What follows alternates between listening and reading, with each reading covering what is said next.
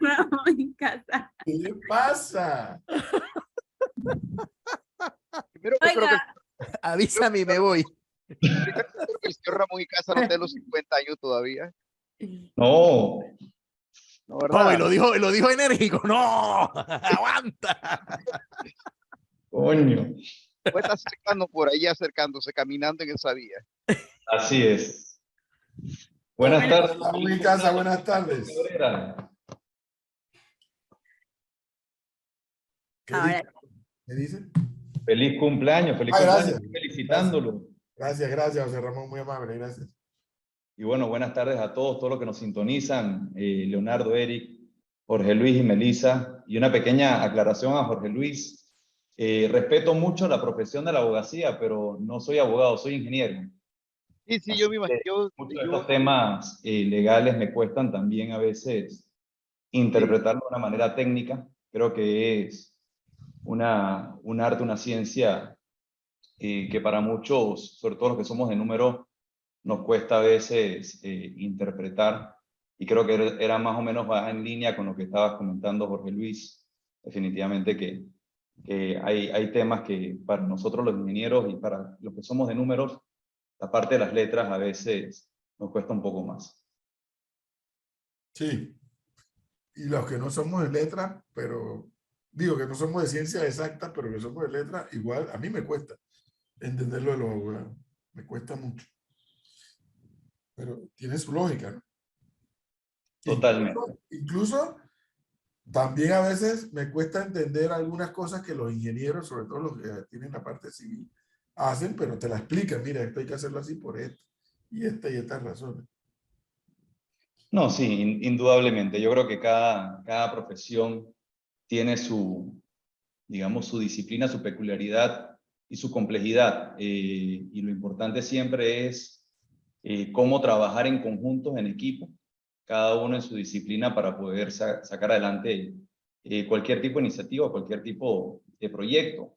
Y en este caso, estamos hablando del país, cómo cada uno de los ciudadanos puede trabajar de manera colaborativa, de mutuo beneficio y respeto, para que las distintas iniciativas salgan adelante, que es A muchas ver, veces José es lo que Ramón, no hemos logrado de poder ponernos de acuerdo en los grandes temas nacionales. yo no sé si en otras universidades lo dan.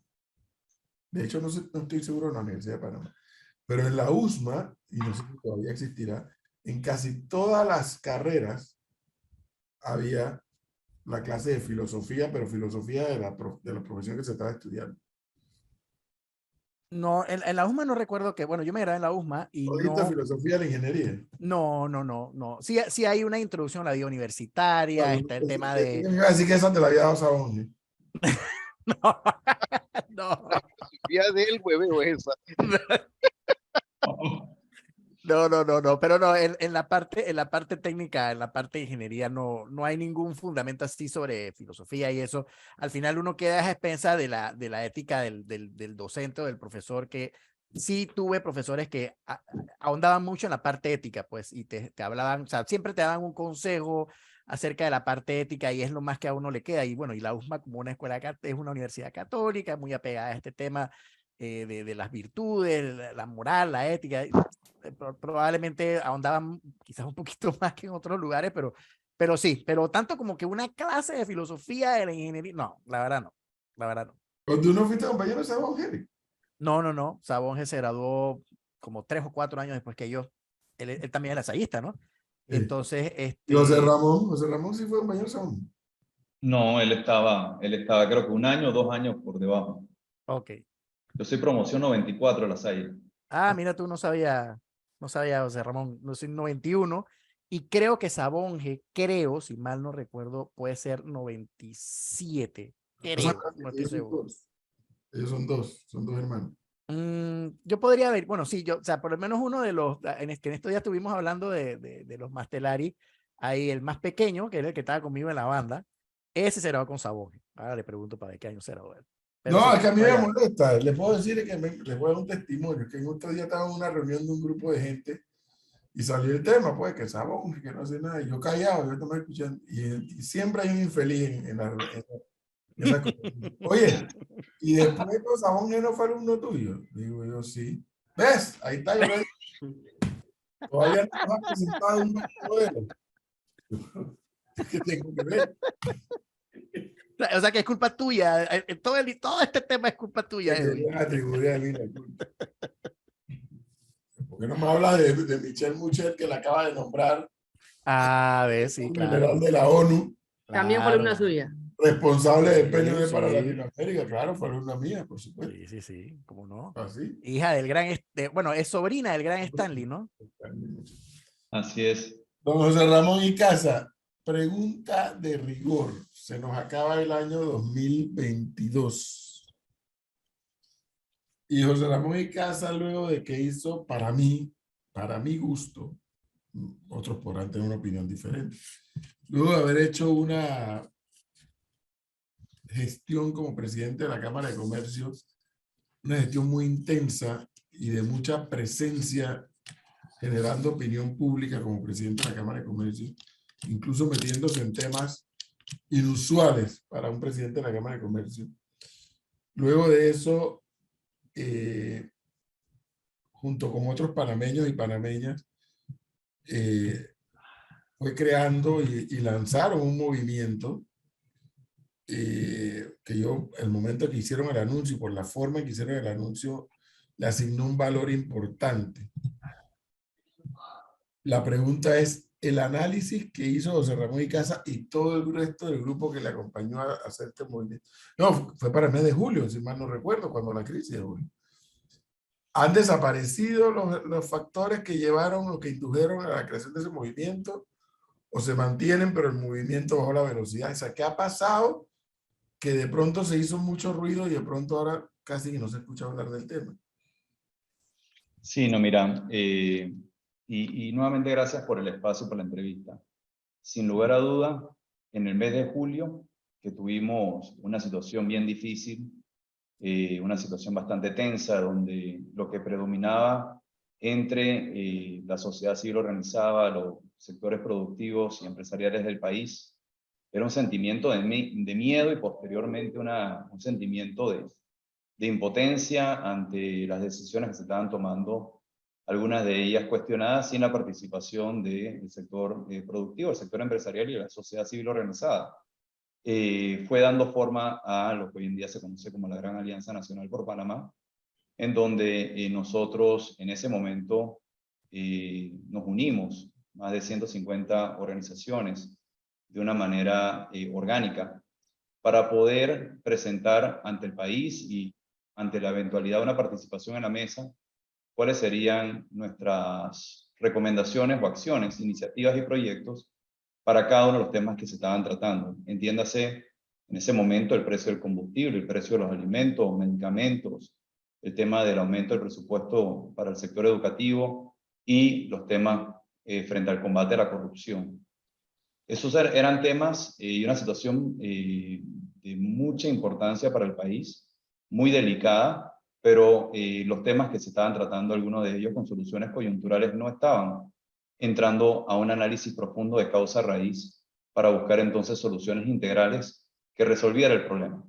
Es por ello que nosotros en ese momento trabajamos en un propósito de mayor alcance y de mayor profundidad como gran alianza, y fue reconducir al país hacia una sociedad más justa, próspera, incluyente, solidaria y en paz, garantizando nuestras libertades ciudadanas y fortaleciendo nuestra democracia. Y en ese momento también definimos 4 valores que para nosotros son valores fundamentales de esta alianza. Primero, la relevancia nacional.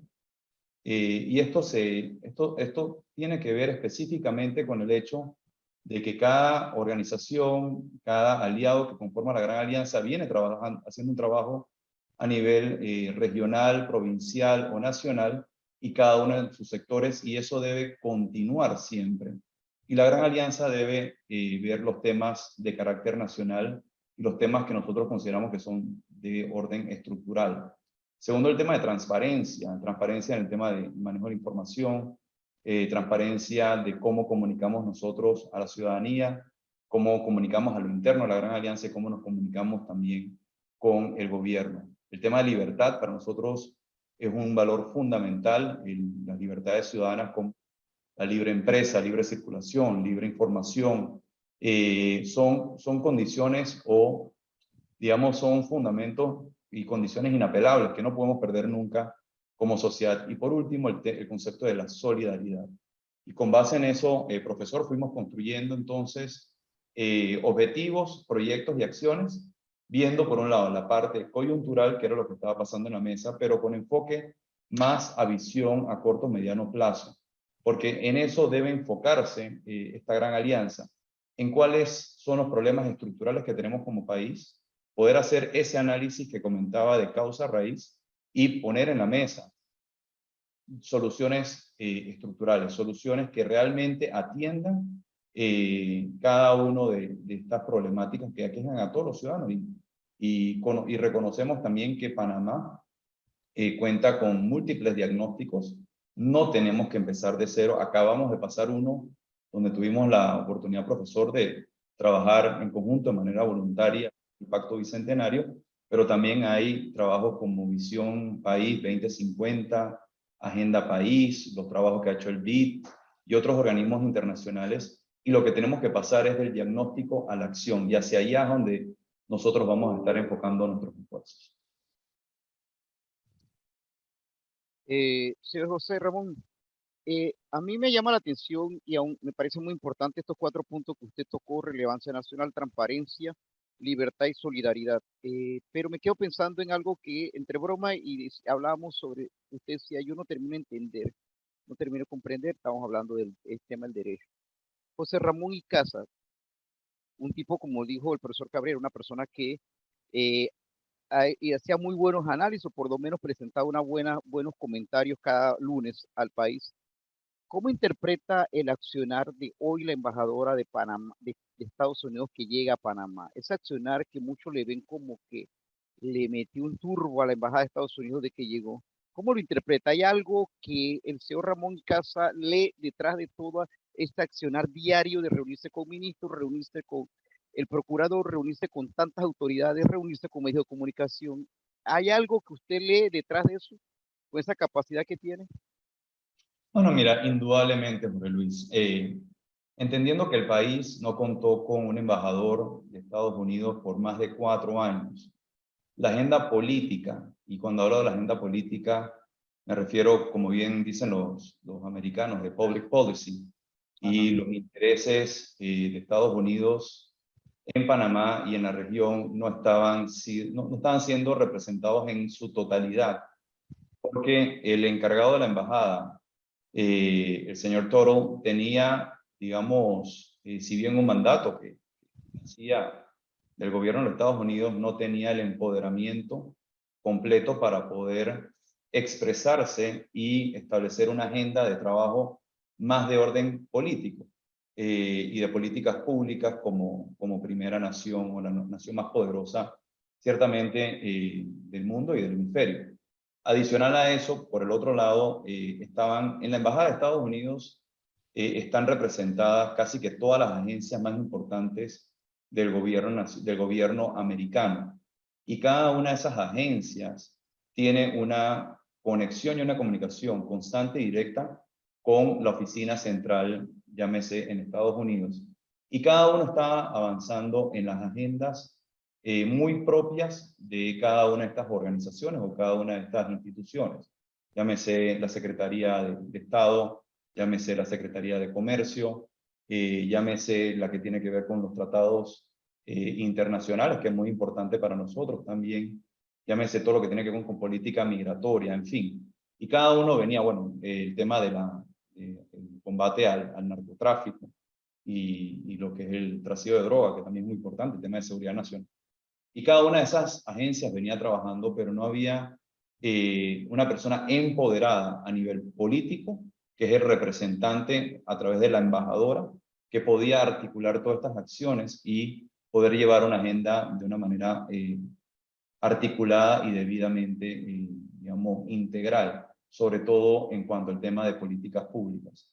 Y ese es el cambio, yo diría, que más relevante que nosotros vamos a estar viendo desde una perspectiva, digamos, de fondo. La forma como ha venido la embajadora también ha llamado la atención, y a lo que te refieres, Jorge Luis, porque definitivamente ha venido como una embajadora muy vocal, expresando rápidamente cuál es la postura del gobierno de los Estados Unidos. Estas no son posturas de una embajadora o de un funcionario, esto es la postura del gobierno de los Estados Unidos, y ella está debidamente empoderada y tiene claramente los mensajes que tiene que mandar. Y esos mensajes nosotros como República de Panamá los estamos recibiendo, y serán los gobernantes, pero también el sector productivo, el sector empresarial, trabajadores y sociedad civil organizada, tenemos que prestarle atención, analizarlo en su justa dimensión, y nosotros como país soberano tendremos también una postura referente a los intereses de los Estados Unidos. Entendamos algo, Estados Unidos tiene sus intereses y es un país que siempre va a poner sus intereses primero. Nosotros como Panamá también tenemos nuestros intereses, y como nación, una nación que siempre ha sido aliada de los Estados Unidos, una nación amiga de los Estados Unidos, salvo unos periodos, digamos, difíciles que todos conocemos durante lo que ha sido la historia de la relación Panamá-Estados Unidos. Tenemos que defender nuestros intereses y tenemos que también, obviamente, proteger a los nuestros. Pero José Ramón, ahí está el punto, ahí has tocado un punto para mí clave. Uno, saber si los panameños tenemos claro cuáles son nuestros intereses frente a Estados Unidos. Uno. Dos, esta mañana cuando conversábamos con Cristi Ramírez, que nos hace 2 despachos a la semana desde Europa, ella nos hablaba de una situación que se está dando en este instante. Fíjate qué cosa más interesante, que la tensión que hay desde el punto de vista comercial podría derivar en una pelea, una guerra comercial entre Europa y Estados Unidos con temas de protección a sus productos. Fíjate esto. Y que una eventual crisis o una guerra, una pelea entre Europa y Estados Unidos en materia de proteccionismo, al único que beneficiaría es a China. Cuando ella da ese despacho, yo dije, oye, fíjate lo importante que es tener los objetivos claros. En Panamá, un día fue firmado un tratado de libre comercio con los Estados Unidos, después de varios años, ¿no?, de espera. El documento fue conocido, fue manoseado por los distintos gobiernos desde que fue aprobado. Y ahora que ven que el agua les está llegando a la nariz y que los porcicultores han puesto el grito en el cielo diciendo, oye, ahora que se van a aplicar estos artículos del Tratado de Libre Comercio de Estados Unidos, nosotros vamos a sucumbir, porque esta gente nos va a inundar el mercado con productos subsidiados de ellos allá y nosotros no vamos a poder competir con el precio. Bueno, mira, yo no veo a Panamá con una posición, una actitud clara frente a un problema como este.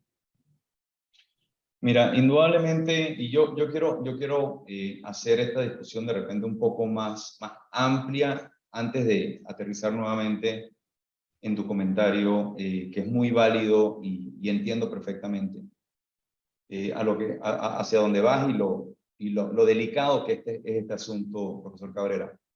Yo creo que primero que hay que entender que como país, Panamá ha vivido en los últimos 2 años una situación de carácter económico, social, sanitario, nunca antes visto, y el mundo también.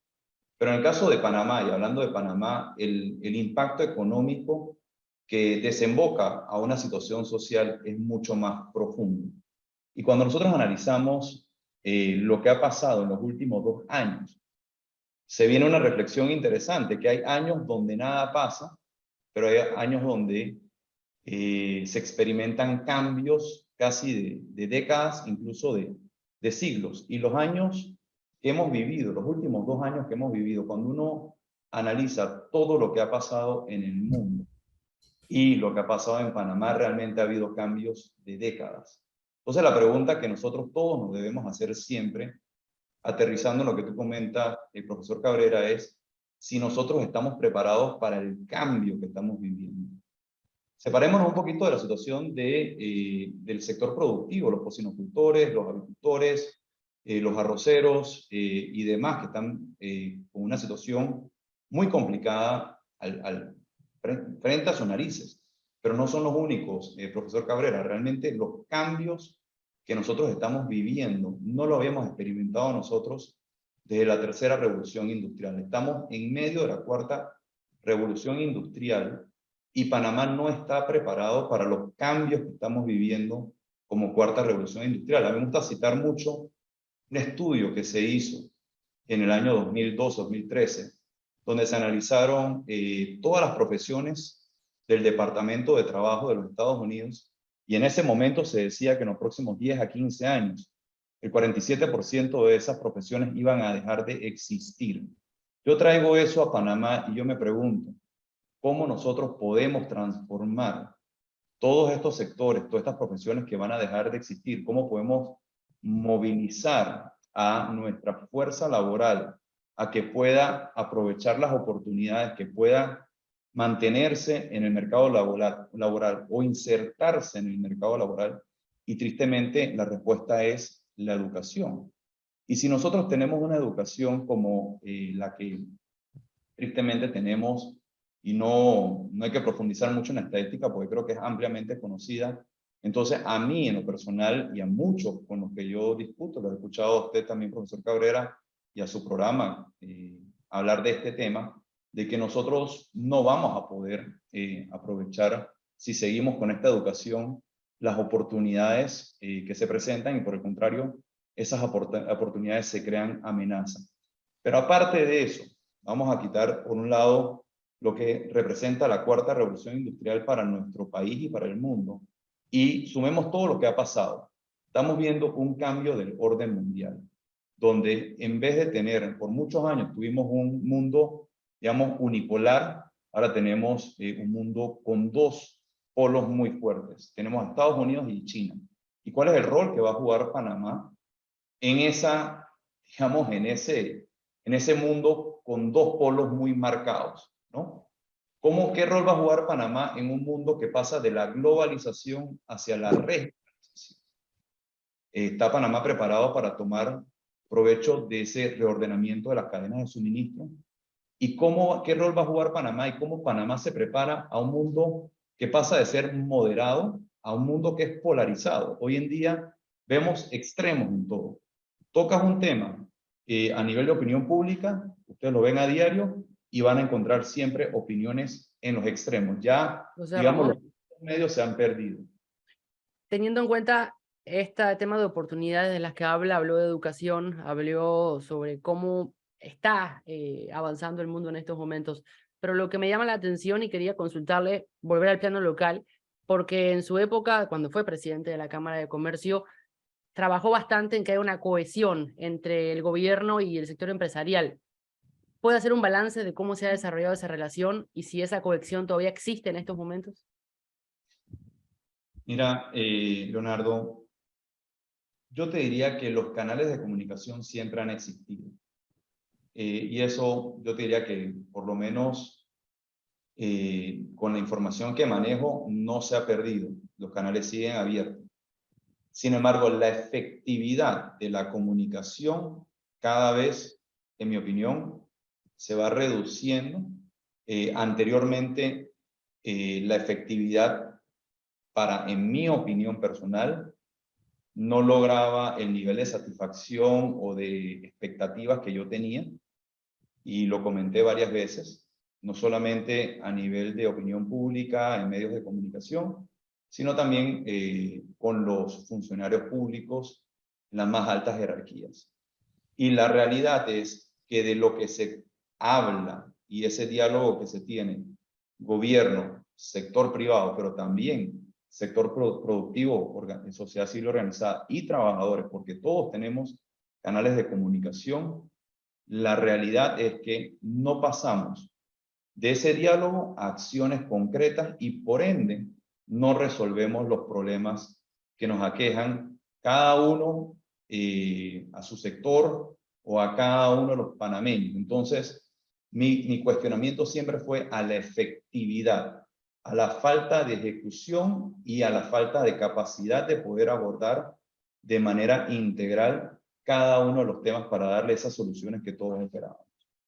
José Ramón, fíjese, hay algo que yo sí quiero recoger lo que usted dijo hace un rato, porque coincido con usted en algunos puntos. Me llama la atención el tema de, porque lo leí en un informe de la OIT también hace un par de años, de la cantidad de empleos que iban a desaparecer en el mundo, más de 3 millones, si no me equivoco, muchos empleos, que obviamente se iban a crear una serie de empleos en el mundo igualmente. Pero usted habla de esta relación de polos y de fuerzas que se están manejando, y si Panamá está capacitada o está preparada para enfrentar, jugar el papel que le ha tocado jugar a Panamá por ser el país que tenemos.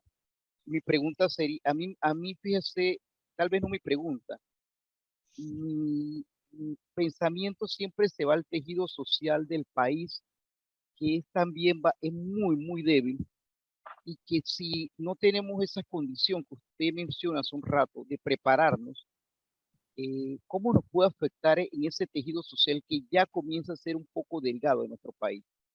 ¿Cómo usted lo ve? Porque a mí también me preocupan mucho algunas profesiones que obviamente no van a volver después de la pandemia y no van a regresar después de la pandemia, pero que también se iban a desaparecer si la pandemia no regresaba.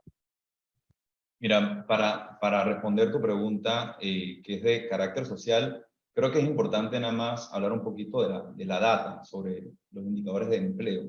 Ajá. Uno de los temas más importantes es el aumento que hemos tenido en la población desocupada, que pasamos de 146.000 personas desocupadas a 203.000 personas desocupadas. Muchas veces se habla de porcentajes, de 7.1, de nivel de desempleo a 9.9, pero eso al panameño no le cuaja. O sea, ¿qué significa eso? Aquí estamos hablando de 200.000 panameños que están desempleados, y súmale a esos 738.000 panameños que cuentan con un empleo informal. Entonces, ¿cómo se traduce eso a lo que comenté anteriormente y a tu pregunta? Estos son panameños que no tienen cómo cubrir sus necesidades básicas de salud, alimentación, hogar, y también hay que meter en la ecuación la parte de la seguridad personal.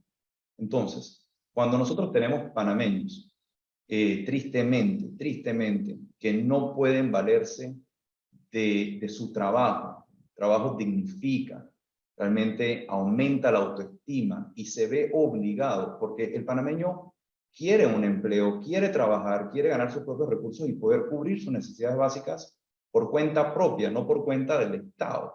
Entonces empezamos a crear tristemente una situación de dependencia donde ese ciudadano está dispuesto a transar libertades ciudadanas a cambio de seguridad. Y mira lo profundo de lo que estoy diciendo. Entonces, cuando esa interacción empieza a pasar y el gobierno nacional y los fondos, producto de los impuestos que cuenta el gobierno, es el ingreso para hacer frente a estas necesidades, empieza a agotarse, y donde ya el nivel de subsidios supera los ingresos del Canal de Panamá, ya ubicándose casi en los 3.000 millones de dólares, nos empezamos a agotar lo que es la capacidad del gobierno de poder atender estas necesidades tan apremiantes del panameño. Entonces nos vemos obligados a endeudarnos como país.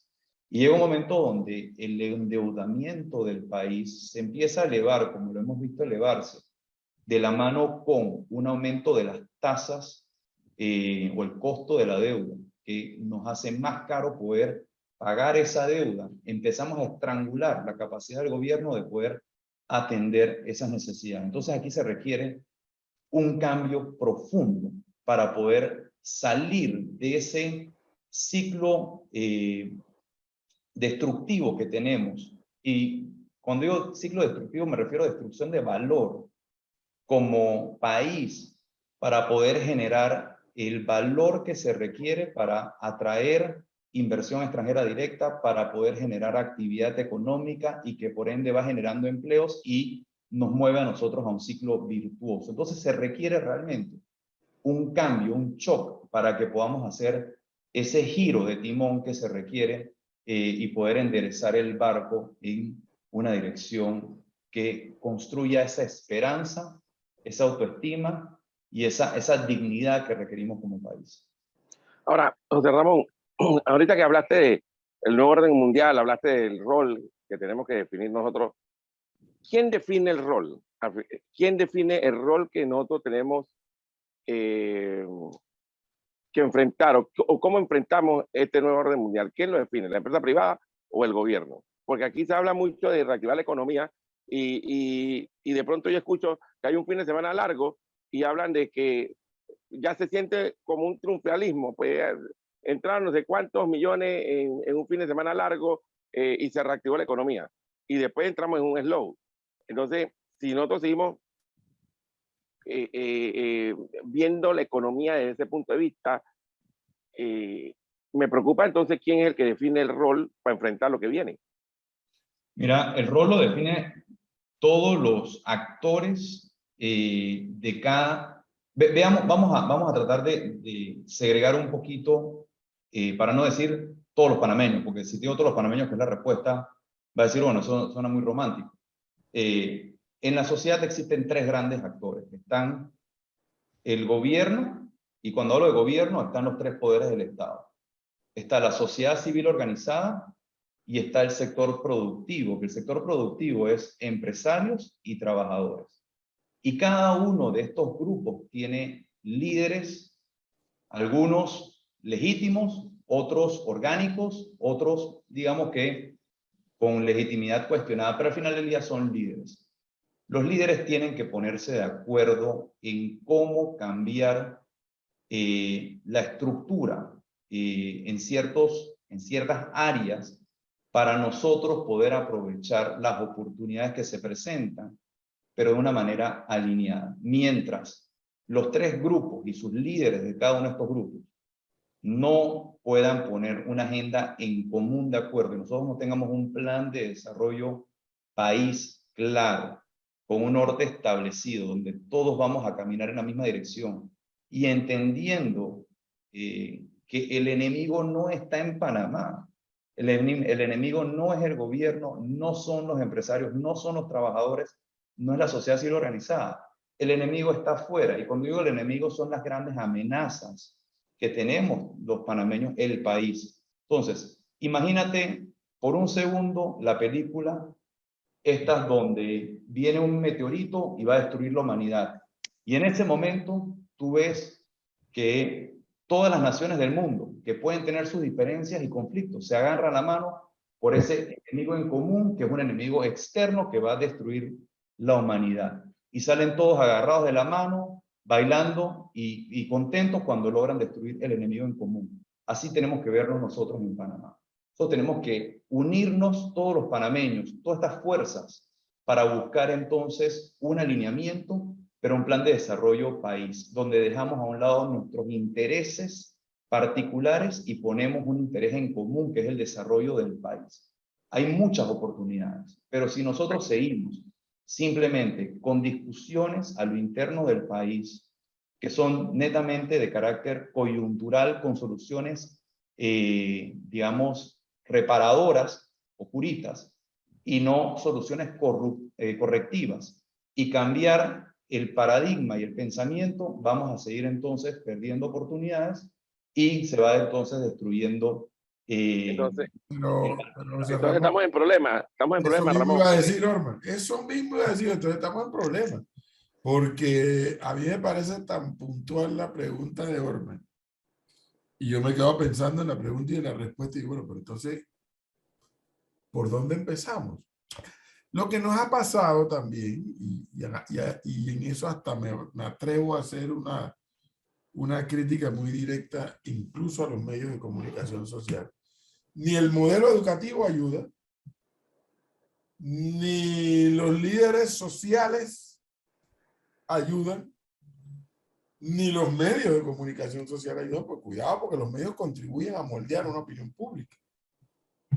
Y ahora con esta historia de las redes sociales, entonces uno dice, espérate, yo estoy escuchando a José Ramón Icaza, un joven profesional de este país, que ha acumulado ahora, adicional a su experiencia profesional, una experiencia de dirigente de gremio empresarial y eso le ha permitido ahora tener una pantalla de la película aún más amplia.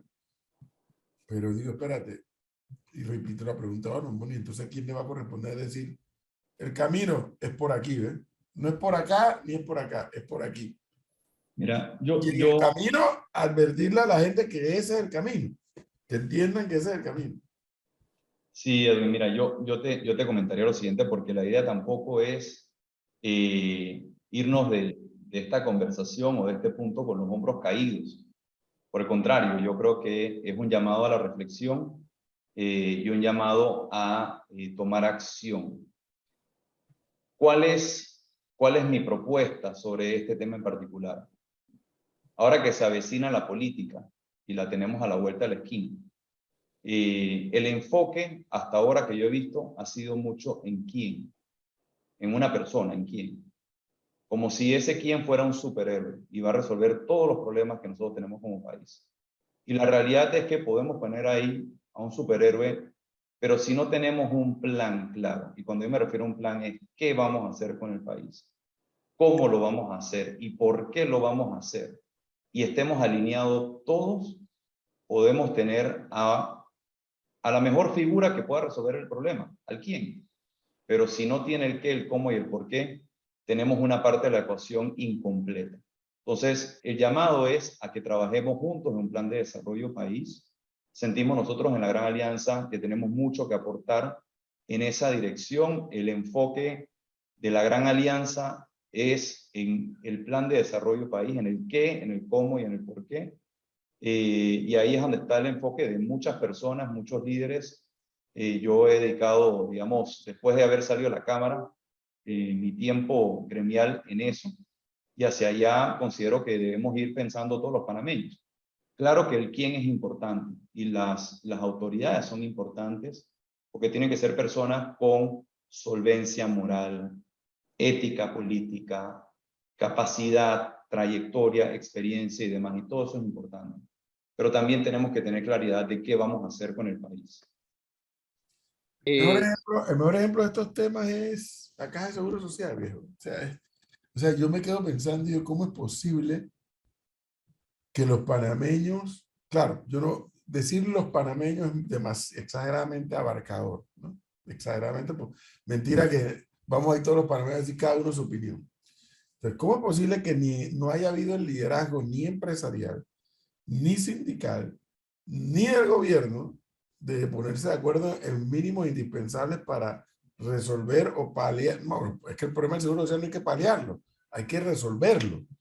¿Y cómo es posible que no haya habido la capacidad de transmitirle a la población, o sea, que enfrente su realidad? O sea, no hay conciencia, José Ramón, de que un día aquí nos podemos despertar a partir del 2023-24 y que nos despertamos con la noticia de que no hay cheque para pagarle a los jubilados. Estamos conscientes del estallido social que viene detrás. Entonces, pasan los días, pasa la semana y ves a los trabajadores diciendo que no al aumento de jubilación, a la edad de jubilación, no al aumento del número de cuotas. Entonces ellos se atascan en algo que es verdad. Se atascan en que todo lo que la plata que le robaron el seguro del pasado, es verdad, le robaron plata, pero es que ahora no estamos hablando de la plata que se robaron, que se la robaron. Estamos hablando de cómo resolver un problema que nos viene encima. Los empresarios, con una lectura tal vez un poco más clara, porque tienen la capacidad de agenciarse, expertos y demás, para que elaboren sobre el tema, pero que viene la otra parte. Hemos construido una sociedad que no le cree a nadie, no le cree a nadie nada. Y mientras tanto, los días pasan, las semanas pasan, los meses pasan, los años pasan, y un día ese pocito se va a secar. Y no hay el liderazgo para conducir. Mira, has tocado probablemente uno de los temas más importantes que como sociedad tenemos que atender y resolver, y es la falta de credibilidad y de confianza en cada uno de estos actores que describí: gobierno, sociedad civil organizada y sector productivo, porque es la realidad. Entonces, tenemos que trabajar, tenemos que empezar a construir puentes de confianza. A través de estos puentes de confianza nosotros podemos ir caminando en la dirección que hacía referencia anteriormente, Plan de Desarrollo País. De qué vamos a hacer en los próximos 5 y 10 años y qué áreas vamos a desarrollar desde la perspectiva social, económica y de políticas públicas. Pero por otro lado también en cuanto al tema del liderazgo de cada uno de los actores, la confianza se construye bajo 4 grandes, llámese, principios fundamentales que debemos tener en cuenta siempre. Y esto no solamente aplica para la política, aplica también para la escogencia de liderazgo en los otros, digamos, grandes actores de la sociedad. Son integridad, es capacidad, resultados e intención. Y si nosotros no trabajamos en tener personas que sean íntegras, hablaron al principio del programa sobre ese tema, personas que puedan revelar de manera transparente sus intenciones, que tengan la capacidad para poder abordar los temas que son su responsabilidad y que puedan comprobar a través de su trayectoria los resultados que han dado, vamos a tener entonces siempre un problema de fondo del cuestionamiento y la falta de confianza en el liderazgo que tenemos. Así que tenemos que trabajar, por un lado, en tener mejores líderes confiables, y por otro lado, poder entonces construir puentes de confianza para entonces que empiece a fluir de una manera mucho más fluida, mucho más rápida, sin tanto costo en generar acuerdos, que esos costos son impuestos. Y no me refiero desde la palabra de impuestos como la conocemos, sino impuestos desde la perspectiva de que incrementa el costo de hacer, digamos, transacciones y de poder lograr acuerdos. Vamos a tener entonces grandes problemas como sociedad. Entonces, tenemos que definitivamente, profesor Cabrera, en trabajar desde la perspectiva de quiénes son los liderazgos, quiénes son los líderes de este país y qué vamos a hacer a través de una unión de puentes de confianza. José Ramón, a mí, fíjese que yo como profesor y como Orman, cuando usted mencionaba, obviamente porque hay que decir los números, 203.000 personas desocupadas más 73.000 en el tema del trabajo informal, me quedé en la mente con algo que me dije a mí mismo, porque usted lo relaciona entonces que este ciudadano se hace vulnerable por sus necesidades ante presiones de ceder su espacio de libertad, su espacio de ciudadanía. Y como usted lo mencionó hace un rato, nos aproximamos a las elecciones de 2024 y no quiero hacer esto más trágico, pero son más de 300.000 panameños que estarían negociando posiblemente un derecho a elegir esos líderes que buscamos. ¿Cómo le decimos a esta gente? Porque la verdad que yo entiendo, al profesor, y lo entiende usted, que cuando nos habla de líderes en todos estos gremios, yo creo que es necesario, sí, alguien que nos guíe, alguien que nos oriente. África tuvo, por lo menos Sudáfrica tuvo a Nelson Mandela. En su momento los negros tuvieron al reverendo, se me acaba de olvidar el nombre, pero bueno, lo tuvieron ahí. Y los pueblos tienen cada persona, alguien que los lidere, porque sí, lastimosamente hay alguien que tiene que liderar los cambios. Entonces, cuando yo veo unas elecciones próximas con más de 300.000 panameños, como usted lo menciona, ciertamente dispuestos a negociar su tranquilidad en los hogares por los demás derechos que no saben que están perdiendo más, es preocupante, ¿o no? Bueno, sí, no, mira, el nivel de personas desocupadas son 203.000 y en empleo informal 737.000. Esas 737.000 que están en empleo informal no quiere decir necesariamente que todas estén en una situación de vulnerabilidad, porque hay empleos informales que tienen una buena remuneración para poder, por lo menos, para lo que estamos hablando, cubrir las necesidades básicas, salud, alimentación, vivienda, seguridad personal, entre otros. Pero enfocándonos en las personas que sí están desocupadas y que hoy en día demandan apoyo, transferencias por parte del gobierno y del Estado. Definitivamente que frente a una contienda electoral, son personas que podrían estar, no podemos asumir obviamente, que podrían estar dispuestas a ceder un espacio de sus derechos y libertades por seguridad. Entonces, ¿cómo nosotros le podemos hablar a esas personas? ¿Cómo los líderes políticos le deben hablar a esas personas de una manera responsable y poder entonces venderle esperanza? Porque la intención de voto se materializa. Yo creo que aquí el profesor Cabrera nos puede dar nuevamente una cátedra, como nos la dio en el Colegio La Salle, pero creo que en uno de los factores que también determina la intención de voto es la capacidad de ese candidato de conectar con el electorado y vender esperanza.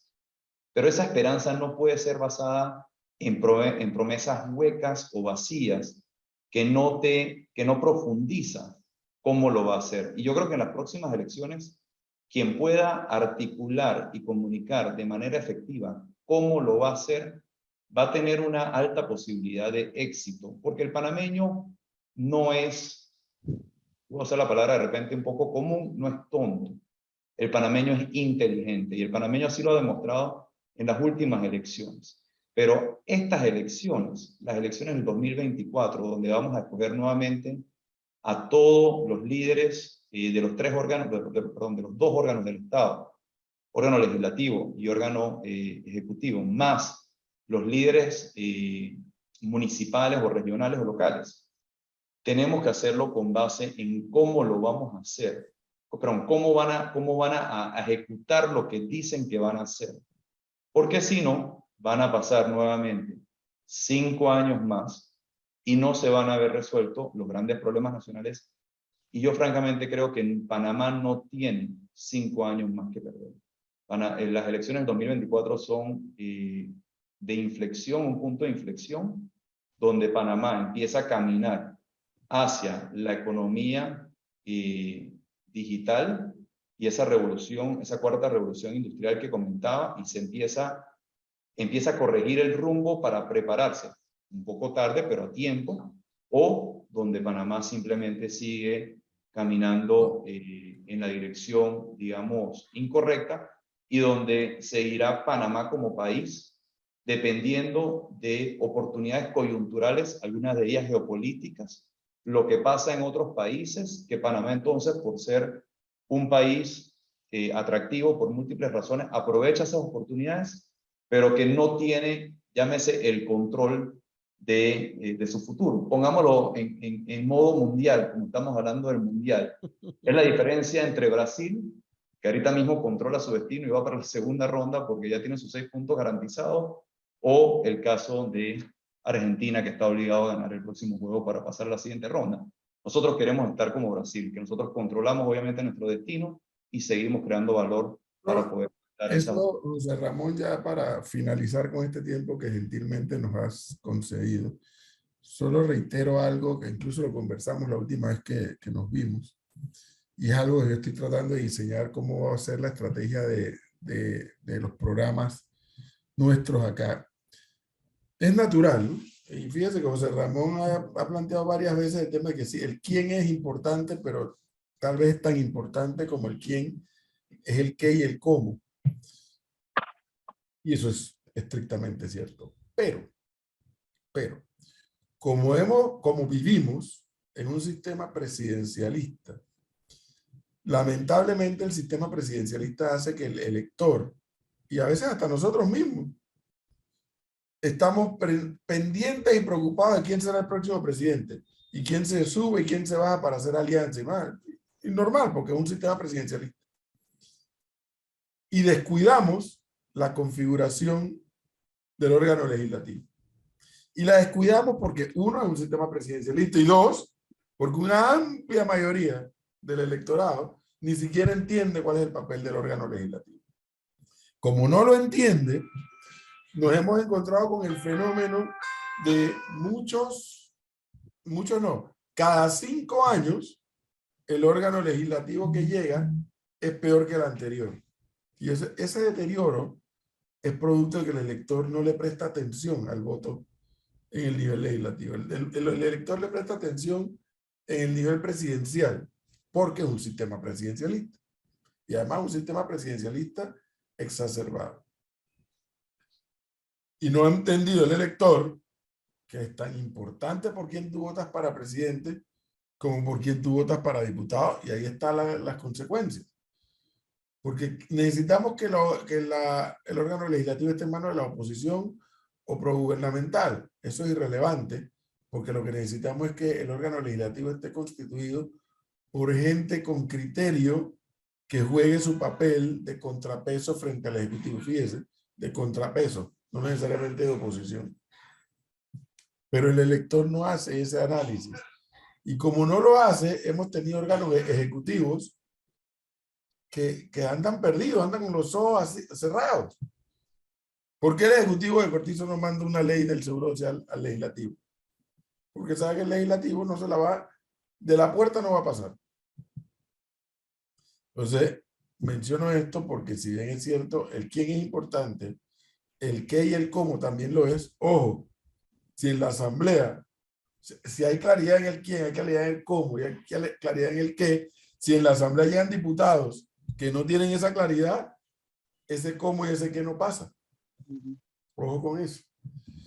Y lo menciono porque yo aquí me voy a preocupar en ambos programas de hacer del tema de la Asamblea un tema de preocupación para que no nos pase como país lo que nos está pasando hasta ahora. Lo malo no es que la mayoría sea PRD. Lo malo es que no hagan el contrapeso al Ejecutivo en materia de fiscalización y demás. Eso es lo malo. Lo malo no es que fueran cambios democráticos ni panameñistas. Lo malo es que no vean el papel que la Constitución les asigna y que al final están más entretenidos en el patrocinio del equipo de béisbol, en el patrocinio de la vereda o las aceras para... Bueno, eso es lo que se distraen y no en el papel que le asigna la Constitución. Pero en fin, tendremos tiempo para contribuir a eso. Nos cerramos mi casa. Muchísimas gracias. Muchas gracias, profesor Cabrera. Nuevamente, feliz cumpleaños. Gracias. Esperemos que con mucho deseo Dios le dé mucha salud, muchas bendiciones y mucho amor para que siga disfrutando con su familia, seres queridos y con cada uno de nosotros, dando siempre estos programas. Y bueno, Eric, Melissa, Leonardo, Jorge Luis y a todos los que nos han sintonizado, siempre un placer compartir con ustedes. Gracias, Ramón, que estés bien.